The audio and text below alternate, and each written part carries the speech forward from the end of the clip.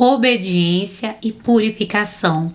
O Senhor nos chama para viver exatamente isso, viver em santidade, em obediência e purificação diária, buscando nele, que só ele tem poder e autoridade sobre nós. Graça e paz, queridos irmãos, que bom estar com você aqui. Eu estou muito feliz de ver a sua dedicação, seu esforço para aprender mais e mais da palavra do Senhor. E hoje vamos estudar Números, capítulo 31. Capítulo 31, nós vamos começar falando sobre a vitória sobre os midianitas. O capítulo 31, ele é a extensão do capítulo de Números 25, onde Deus começou ali a falar sobre os midianitas. Deus decretou guerra sobre eles, porque eles foram induzindo o povo de Israel a pecar, a falhar contra o nosso Deus. Deus decretou guerra sobre o povo midianita. Então no versículo 1 começa dizendo bem assim, E falou o Senhor a Moisés dizendo: Vinga os filhos de Israel dos midianitas, depois recolhido serás ao teu povo. Falou, pois, ao povo dizendo: Armem-se alguns de vós para a guerra e saiam contra os midianitas, para fazer vingança ao Senhor nos midianitas. 1000 de cada tribo entre todas as tribos de Israel enviareis à guerra. Então agora o que nós entendemos aqui é que logo no início os midianitas eles deveriam cumprir essa vingança porque eles foram enganados, levados à idolatria e à imoralidade lá em Baal Peor. Então essas mulheres induziram esses homens ao pecado. Então essa guerra não era apenas por causa de uma política, por uma guerra de território, mas ela era teológica, ela carregava um juízo contra a corrupção espiritual. Então é muito fácil, falar que Deus é isso, que Deus era bravo, que Deus era... É muito fácil falar sem entender o contexto anterior.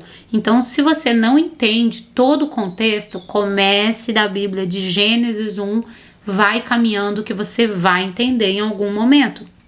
Então, depois de acontecer esse chamado à guerra, 12.000 homens, 1000 de cada tribo, da tribo de Judá, deveria ir a essa guerra.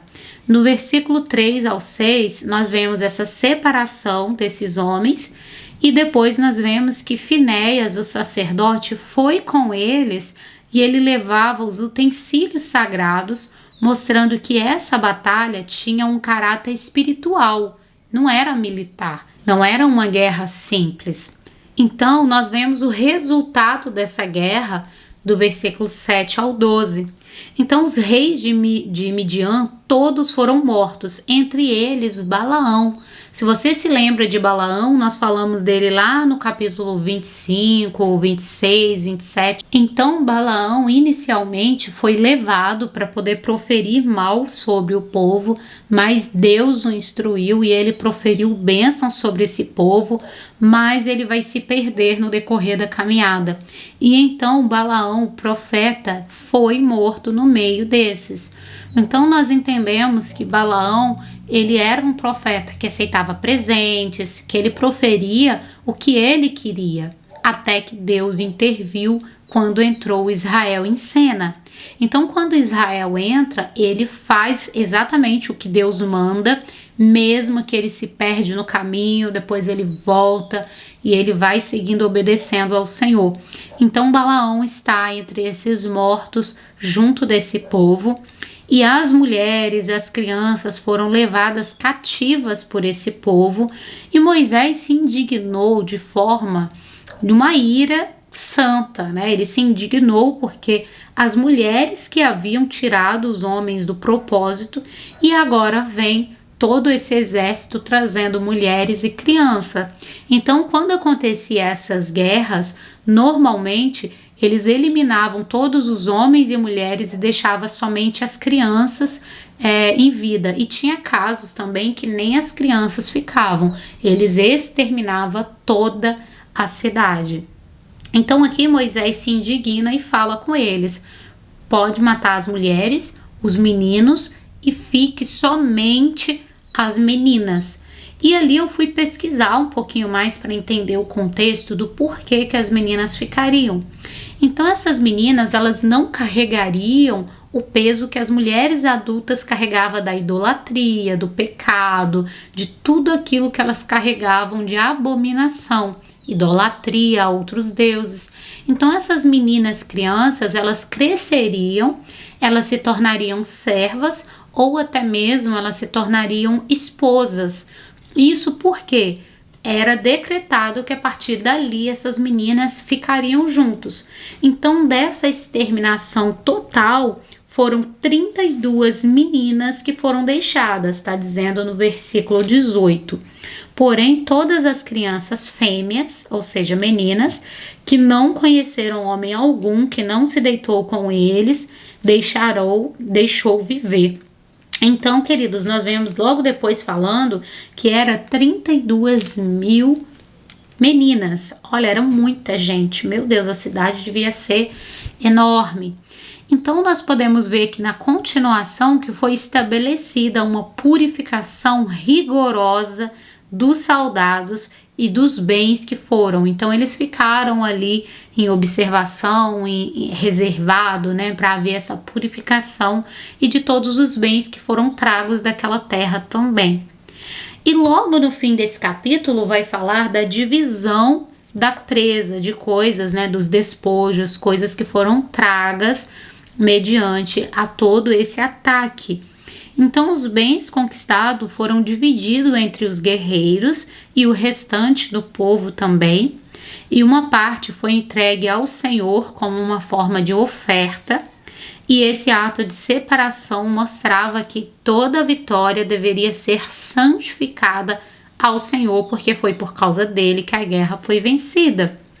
Então nós podemos ver aqui que a reparação da queda anterior, ou seja, a guerra contra Midian, foi o acerto de conta pelo episódio que aconteceu lá em Baal-peor, onde as mulheres induziram.